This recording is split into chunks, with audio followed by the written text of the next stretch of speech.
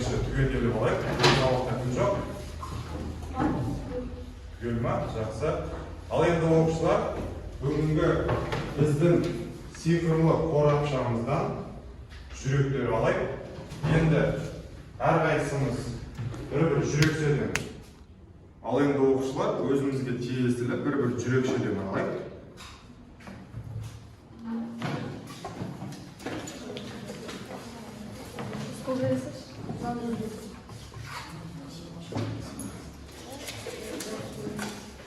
Екі жүрек шағалды, берік саған, оразалы саған.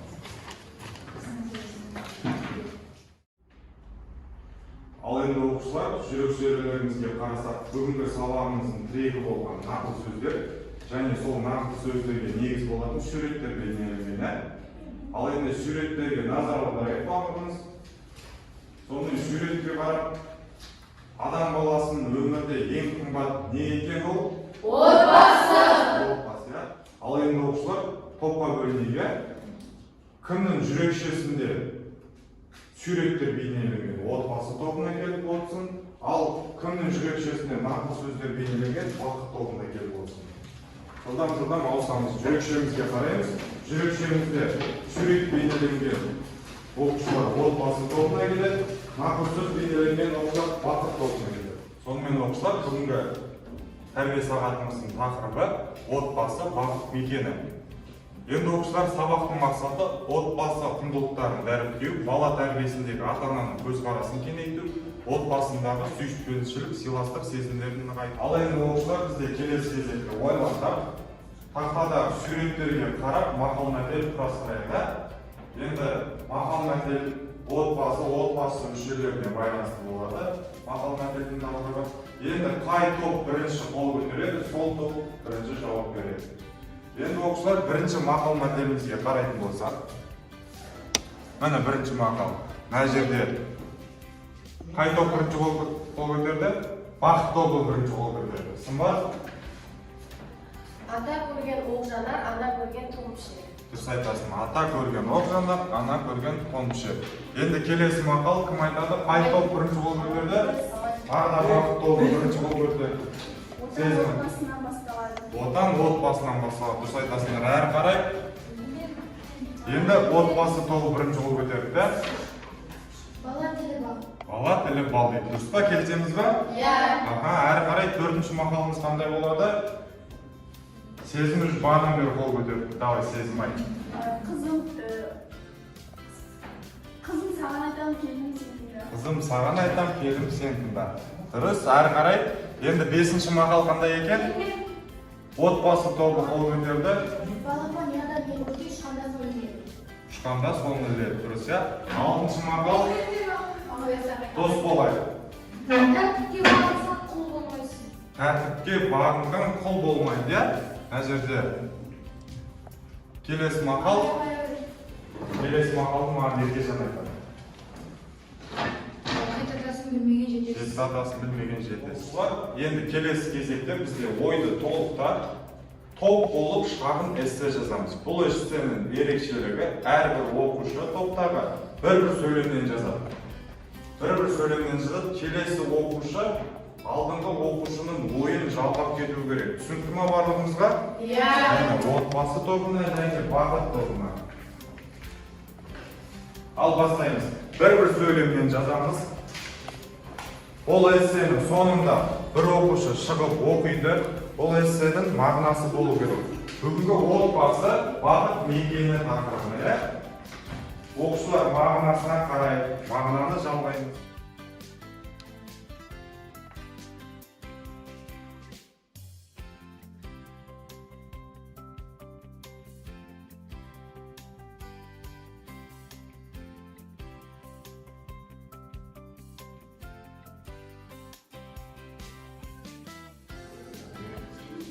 Ал енді оқушылар, эсселерімізді жазып болсақ, енді әр топтан бір-бір оқушы шығып, немесе орнымыздан тұрып оқысын.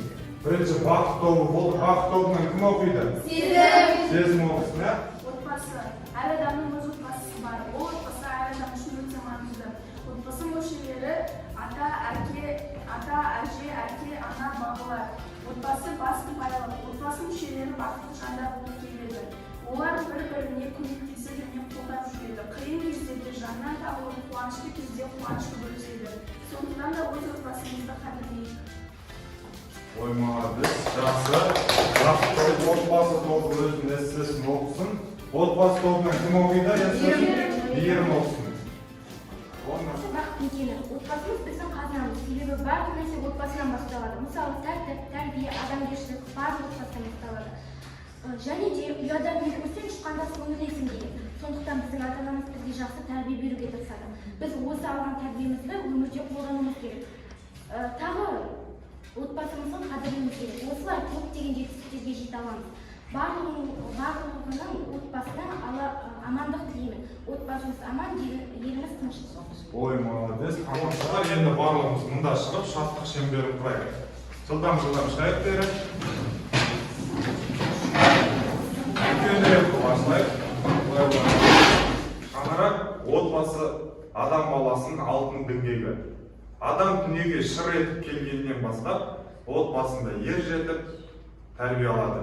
Отбасы мен үшін бақыт. Ал сіздер үшін отбасының рөлі қандай? Өз ойларыңызбен бөлісеңіздер. Мен үшін отбасы ең бақытты жандар.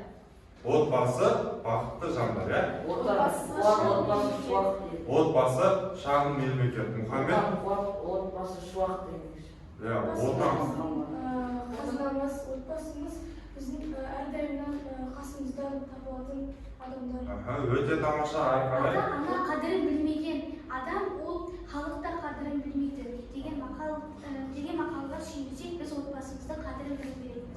Өте тамаша, әрқарай. Кім тағыдай, кімнің қандай бүгінгі сабақтан кім не түйді отбасыға қатысты? Отбасы өмірге бақыт алып келеді. Келесі. Ерсайын, сен қандай ой түйдің? Отбасы мүшелері бұл әрқашанда жанынан табылатын жақын адамдар. Жақын адамдар, иә, жанынан табылатын. Ары қарай. Ата-анасы біздің алтынымыз. Отбасы біздің алтынымыз, иә, ораза? Әкесі отбасының тірегі болса анасы жүреді. Анасы өте тамаша. Ата-анам жәннатым дегендей біз отбасымызды қадірлеуіміз керек. Тамаша, ары қарай. Осы орайда мақал бар. Отбасының мәні сыйластық, достың мәні қимастық деген. Достың мәні қимастық. Ары қарай кімде қандай ой бар? Әр адам өз отбасының қасында бақытты болып өмір сүреді. Өз отбасымызды қадірлеу керекпіз. Өйткені олар бізді кішкентай кезімізден бері қолдап жүреді және жақсы көріп жүреді. Құрметті оқушылар, ата-ана тәрбиеге бей-жай қарамай мектеппен бірлесіп жұмыс жасаса, біздің қоғамда саналы да тәрбиелі ұрпақ өспек. Ұлт болашағы білімді де тәртіпті жастар. Ал сол жастардың сағын сындырмай, еңсесін биік жасау үшін ата-ана үйде балаға барынша жолдық танытып, отбасының бала үшін бақыт мекені әр бала үшін ең қауіпсіз, ең таза, әр ең жайлы екендігін сезіндіре алу қажет.